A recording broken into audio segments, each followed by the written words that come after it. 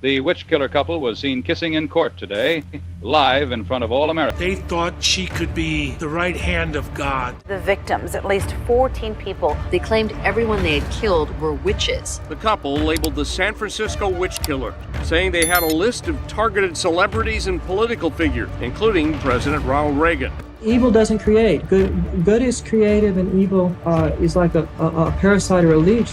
This is Jenn Carson, once living a carefree life like any other child. However, everything changed when, in 1979, her father's marriage to her mother collapsed. What seemed like an ordinary breakup, however, would soon lead to a nightmarish chain of events. Jenn's father met a woman who would forever alter the course of her life. Before the divorce, Jenn's family was happy. She has vivid memories of her father as a loving, doting parent. Someone who made her laugh and feel safe. But all that changed when Susan was not just a new stepmother, but a woman whose mind had been slowly unraveling. Under the influence of psychedelic drugs, Susan and her husband, Michael Carson, slipped further and further into a delusional world. They became convinced that they had to hunt down and kill witches, a belief that would soon define their terrifying existence. Jenn's father, once a man she looked up to, was now trapped in a dark, paranoid delusion. Her mother had always tried to protect her from the dangers lurking in the world, but this new stepmother was something else entirely. Susan believed she could see into the future, that she had been chosen as a prophet, and that her husband, Michael, was destined to do her bidding. This so-called destiny included killing those they believed were witches. At first, Jenn hoped that her father would come to his senses and protect her, but as the days passed, she realized that she had lost him forever. Her father and his new wife weren't just in a toxic relationship, they had become cold-blooded killers, targeting anyone they deemed a witch. Jenn's once happy family life was replaced with terror, as she was forced to watch her parents transform into monsters. The couple, now known as the San Francisco Witch Killers, kept a list of their targets. Among those on the list was celebrities, political figures, and even President Ronald Reagan. Jenn, still a young child, could hardly understand the magnitude of what was happening. All she knew was that her father, the man she once trusted and loved, was now part of a deadly cult, and she was trapped in their world. In the spring of 1982, a rescue team was dispatched to search for a group of missing hikers near Alder Point, California. As they trekked through the dense woods, they encountered two strange figures. These individuals were dressed in tattered clothing, their hair unkempt, and they appeared to be acting erratic. They ran in different directions, shouting incoherently, until one of the rescue team members noticed something strange. A backpack. When the backpack was opened, it revealed a chilling manifesto titled, "A Cry for War." But what shocked the team most was the part of the manifesto that outlined the plans to kill witches. Among the names listed was none other than President Ronald Reagan. This revelation brought the attention of the Secret Service, who quickly linked the witch killers to the group of serial killings that had been plaguing the area. It wasn't long before authorities discovered that one of their key suspects, Michael Bear, had a young daughter, an ex-wife, who had disappeared before the killings began. This was when the investigation started to unravel the twisted lives of Jenn's parents. As news of the witch killers spread, Jenn's life began to spiral out of control. She overheard whispers of her father's involvement in the killings and the arrival of federal agents. It was at this point that Jenn's mother, fearing for her daughter's safety, made a difficult decision. Jenn was only 9 years old when she learned the horrifying truth. Her father, the man she had once trusted, was now a killer. Her mother sat her down and told her that her father had hurt people. Jenn immediately asked, "Are the hurt people dead?" When her mother answered yes, Jenn's world shattered. She couldn't understand how the man who had been so loving could become so monstrous. The realization was unbearable. As Jenn processed the news, she reflected on her life before the divorce. She had so many fond memories of her father, memories that seemed to belong to a different time when her father had been a protector, not a killer. But now, she had to face the truth. Her father was gone, replaced by someone unrecognizable. And worse yet, her stepmother, Susan, had convinced him to kill. The delusions that had taken over their lives were now too powerful to break. The witch killer's rampage, Michael and Susan S. reign of terror, began with the murder of Karen Barnes, a young actress who had become their first disciple. Michael, under Susan's influence, believed that she was a witch, a belief that led to her brutal murder. Susan convinced Michael that Karen needed to be sacrificed in order to cleanse the world of witches. Michael, with a knife and a frying pan, carried out the murder. Her death marks the beginning of the witch killer's killing spree. Hoping to escape the authorities, it was here that they met Clark Stevens. Susan decided that Clark was a witch and ordered Michael to kill him, set it on fire, and buried the remains under the farm's manure pile. These two murders were just the beginning. The witch killers continued to operate under false identities, evading the police and killing at will. The authorities were growing increasingly frustrated, but they had no leads. However, the discovery of the manifesto in the woods would eventually crack the case wide open. In it, the witch killers had listed their targets, including several high-profile individuals. And it became clear that they were not just random killers, they had a plan, a dangerous, delusional mission to rid the world of witches. As the investigation into the witch killers progressed, Jenn's mother took extreme measures to protect her daughter. Fearing for Jenn's life, she decided to sever all ties with Michael and Susan. They went into hiding, staying off the radar and cutting off all contact with the outside world. But even in hiding, Jenn couldn't escape the trauma that had already taken root in her mind. The memories of her time with her father and Susan haunted her. She remembered the strange house, the unsettling atmosphere, and the horrifying abuse she had endured at Susan's hands. One of the most terrifying memories Jenn had was of Susan's strange concoctions. The food that was laced with hallucinogenic drugs. Jenn's father, once a protector, had been lost to the influence of Susan. He was no longer the father, she remembered. Susan, convinced that Jenn was either a witch or a demon, subjected her to physical and mental abuse in an attempt to exorcise the supposed demon from her. Jenn's life in hiding wasn't much better. She feared for her safety every day, knowing that her father and Susan could appear at any moment. And then, when the witch killers returned to Los Angeles, Jenn's mother knew that the danger was once again closing in on them. But Jenn was stronger than she realized. At the young age of 9, she made a decision that would change the course of her life forever. She would escape. She would find a way to break free from the twisted hold of her father and stepmother and ensure that no more innocent lives would be taken. It would be the hardest fight of her life, but Jenn was determined to survive and stop the witch killers for good. Jenn Carson's fight for survival began when she was only a young girl, torn between the love she once had for her father and the terror he had become. The witch killers, her father Michael and his wife Susan, had transformed from the loving parents she once knew into ruthless killers, operating under a dangerous delusion that they were ridding the world of witches. Jenn had witnessed their descent into madness, but now, as a 9-year-old child, she had no choice but to find a way to escape their grip and stop them from hurting anyone else. By the time Jenn's mother took her into hiding, Jenn had already seen too many acts of violence that she couldn't process at such a young age. Her father, Michael, had once been the man who taught her how to ride a bike,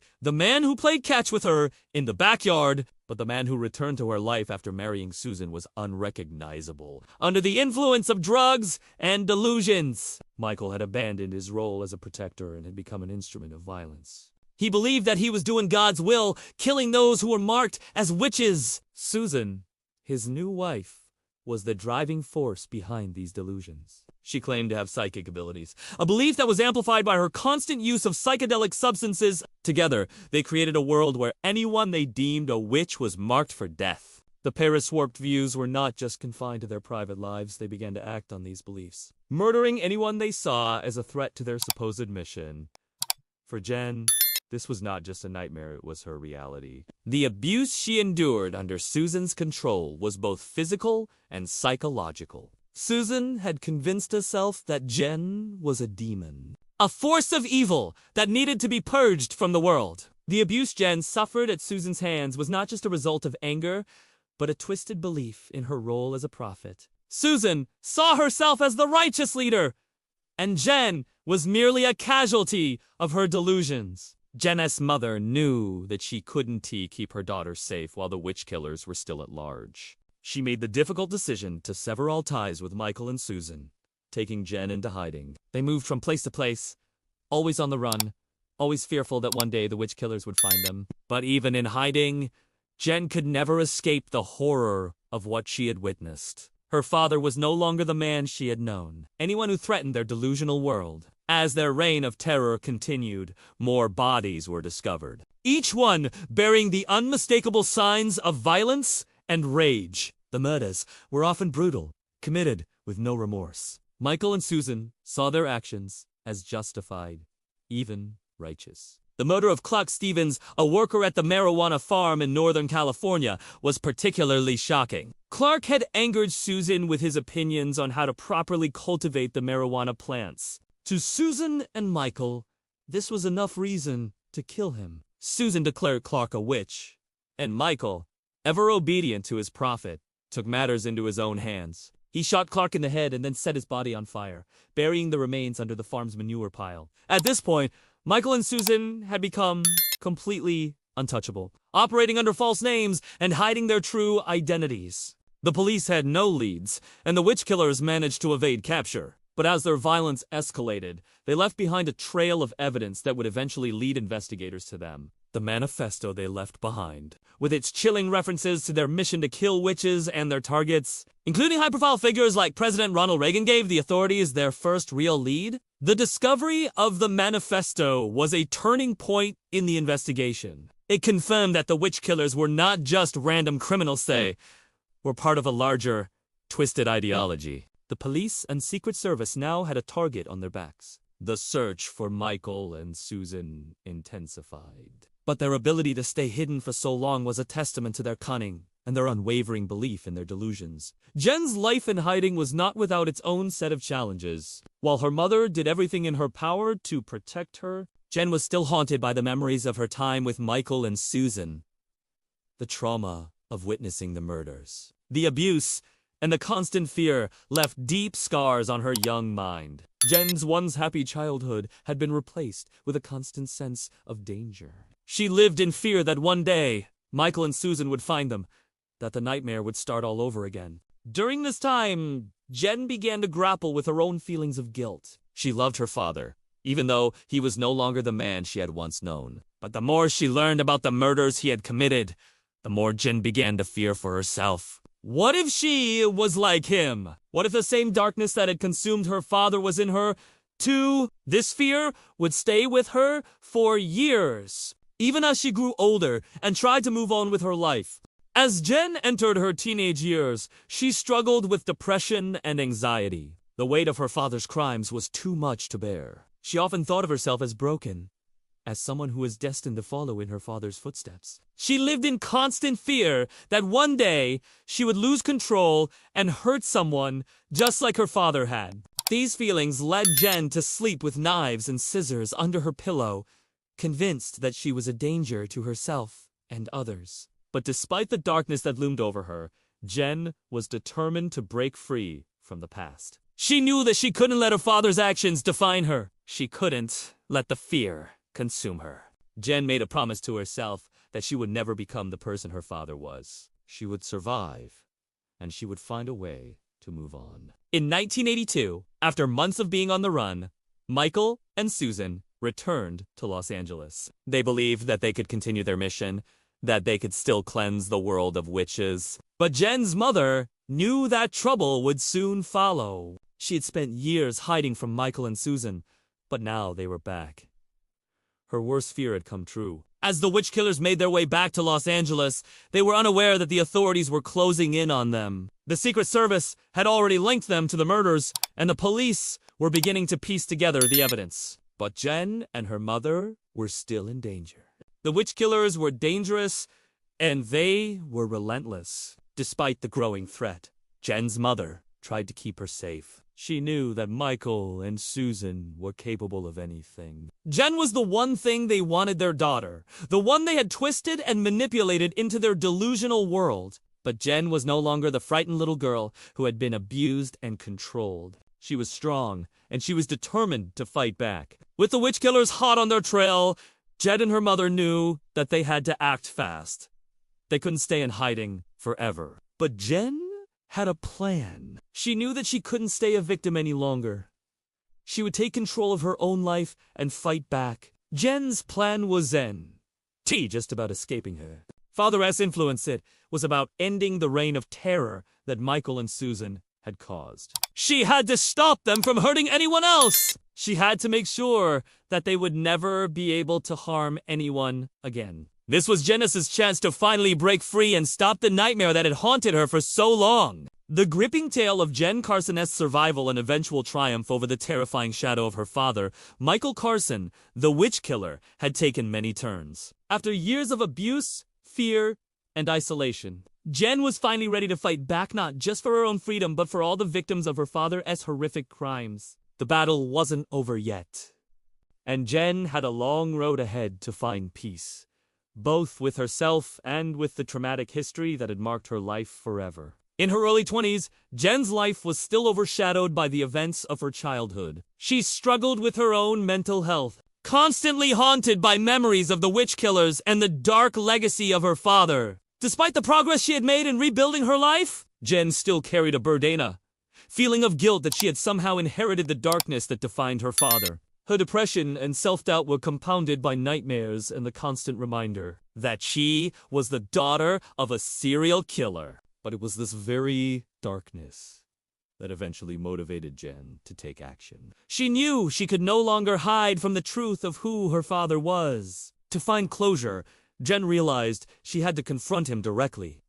It wasn't just about getting answers. It was about taking back control over her life and leaving the past behind. With her mental health deteriorating, Jenn made the decision to visit her father in prison. When she walked into that prison room, Jenn had imagined the encounter would be entirely different. She had pictured herself behind glass, talking to her father through a receiver. But nothing could have prepared her for what she actually encountered. The prison was a place she had only heard of in stories. A cold, sterile building, filled with the echoes of past mistakes and broken dreams. She was facing her father, not the man she remembered, but the man who had killed. As the door slid open, Jenn found herself standing in front of the very person who had been a source of love and pain throughout her life. For the first time in years, she was looking at the man she once adored, but this man was no longer her father. He was a killer, a psychopath who had committed unimaginable acts of violence in the name of delusion. The 3-hour conversation she had with Michael Carson would change Jenn forever. It wasn't a conversation she had hoped for, one where she would find remorse or apology from him. Instead, Michael rambled about witches, his obsession with his twisted beliefs, and the justification of his actions. Jenn's world came crashing down as she realized that Michael wasn't the father she had once loved. He was the very monster she had feared. Jenn's meeting with Michael was the moment she fully understood that she had been living in denial all these years. The person she had hoped to find, the father who could explain himself, show remorse, or at least offer some sense of closure, was not there. The man who sat in front of her was not a father, but a monster who had justified the murders of countless innocent people, including those close to him. His ability to continue living in his delusions, even after all these years, made Jenn realize the severity of the psychological hold he had over her. But in that moment, Jenn understood something else. Her power to break free. Michael might have been her biological father, but he no longer had control over her. Jenn had lived with the weight of his actions for too long, and this meeting would mark the beginning of her journey to truly sever the ties that had bound her to him. The emotional chains she had carried for years of guilt, fear, and self-loathing were now finally broken. By 2014, the sentence of 75 years to life given to Michael and Susan Carson was beginning to feel less like a sentence and more like a temporary stopgap. Due to reforms in the prison system, those convicted of long sentences were eligible for parole after a certain period. This meant that after just a few decades, Michael and Susan could be granted a chance at freedom. For Jenn, the prospect of her father being released from prison was terrifying. She knew he had not changed, that the delusions that had driven him to kill were still a part of him. He was not a man capable of rehabilitation. He was a predator. A man whose hatred for witches was only the beginning of his twisted mind. Jenn knew that if he was released, he would kill again. When Jenn learned that her father's parole hearing was approaching, she felt an overwhelming sense of dread. This wasn't just about Michael Carson. Release it was about stopping him from continuing the cycle of violence he had started. It was about protecting future victims from his twisted ideology. Jenn had spent years hiding from her past, but now she had to face it head-on, not just for her own sake, but for the victims of her father's crimes. Jenn was the only person who could testify at the parole hearing. She had become the voice of reason. The voice of truth in a system that had failed to properly address the crimes of the witch killers. The parole board needed to hear from her, the daughter of the man who had killed at least 14 people, whose violence had left a trail of destruction that spanned decades. A new purpose. Jenn knew she couldn't do this alone. In the weeks leading up to the parole hearing, she reached out to the families of the victims of her father's crimes. She contacted the families of John Helyar, Clark Stevens, and Karen Barnes, the three individuals whose lives had been directly taken by the witch killers. Jenn knew that their voices, too, needed to be heard. They needed to tell their stories so that the full weight of Michael's actions would be understood by the parole board. For Jenn, this wasn't just a battle against her father, it was a fight for the victims. For the families who had suffered at the hands of her father and Susan, it was about showing the world that she was no longer the helpless little girl she once was. She was strong, she was resilient, and she was going to make sure her father stayed behind bars where he belonged. The testimony at the parole hearing was emotional and intense. Jenn spoke out against her father's release with a conviction she had known she had. She recounted the horrors she had witnessed, the abuse she had endured, and the pain she had carried for years. She told the board that Michael Carson was a predator who would never change, that he would never stop hurting people. She refused to let her father's legacy of violence continue. The result of the parole hearing was a victory for Jenn, but it was not without cost. The emotional toll of reliving her father's crimes, of confronting the man who had caused her so much pain, was overwhelming. But Jenn had done it. She had stopped her father from being released, from being able to harm anyone else. It was a moment of triumph, but also a moment of reflection. Jenn had finally broken free from the grip of her father's darkness, but it had taken everything she had. In the years that followed, Jenn began to rebuild her life in a way she never thought possible. She pursued her education, eventually becoming a doctor of social work. She specialized in helping children of violent criminals, using her own experiences to help others who had suffered the same way she had. Jenn's work was a way for her to heal, to give back, and to ensure that the legacy of her father's violence didn't define her forever. She also began speaking out about mental illness and trauma, subjects that had been taboo in her life for so long. Jenn knew that her struggle wasn't just about the crimes her father had committed. It was about breaking the stigma around mental health and helping others find their way out of the darkness. She had been through hell, but she had survived, and now she was using her voice to make a difference. Jenn Carson's journey is one of survival, redemption, and strength. She is no longer the scared little girl hiding from her father's twisted world. She is a woman who has fought for her freedom and the freedom of others. She has taken control of her life and her story, and in doing so, she has found peace. Jenn may have been the daughter of a serial killer, but she is not defined by his actions. She is defined by her resilience, her courage, and her ability to turn her pain into something that helps others. Jenn's story serves as a reminder that no matter how dark the past may seem, there is always a way out. There is always hope, and there is always the possibility of healing. It is never too late to take control of your life, to fight back against the monsters of your past, and to find your own path to redemption.